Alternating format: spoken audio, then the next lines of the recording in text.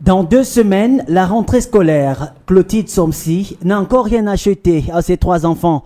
Cette mère célibataire fonde ses espoirs sur la réception d'une cotisation prévue le 26 août prochain. L'argent que je vais recevoir sera réparti entre les fournitures des 3 enfants. L'aîné fait 4e, le deuxième fait 6e et le dernier fait au moins 1. Ça me permet d'apprêter leur rentrée scolaire tranquillement.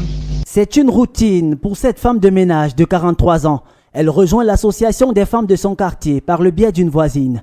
Aujourd'hui, les résultats de ce système d'épargne sont satisfaisants. C'est quelqu'un qui m'avait suggéré et j'ai trouvé que c'est un bon moyen d'épargne et j'y suis depuis des années. Chaque rentrée scolaire, je bouffe 300 000 francs. Dans ces réunions connues sous le nom de tontine, le processus d'épargne est fonction des revenus de chaque membre. Vanessa Tchakounte est mère de 2 enfants et commissaire aux comptes de son association. Il n'y a pas un montant fixe. Par exemple, tu peux décider que tu épargnes 25 000 tous les mois et après 6 mois, tu retires cet argent. Ça te permet de payer la scolarité et les fournitures. Tout dépend des parents et de leurs charges. Une autre personne peut vouloir épargner 10 000 et en 6 mois, ça lui donne le montant qu'il a besoin. Le revers de cette technique d'épargne provoque colère et chamaillerie parmi les membres. Très souvent, les autorités policières sont appelées à l'aide face aux adhérents véreux. Parfois, le jour de la cassation, l'argent ne suffit pas dans le compte. Parfois, les gens ont fait des prêts, n'ont pas remboursé à temps. Le trésorier ne vient pas, il vous dit qu'il a eu des problèmes, il a utilisé l'argent, qu'il va rembourser. Ça crée des discordes, les gens se disputent.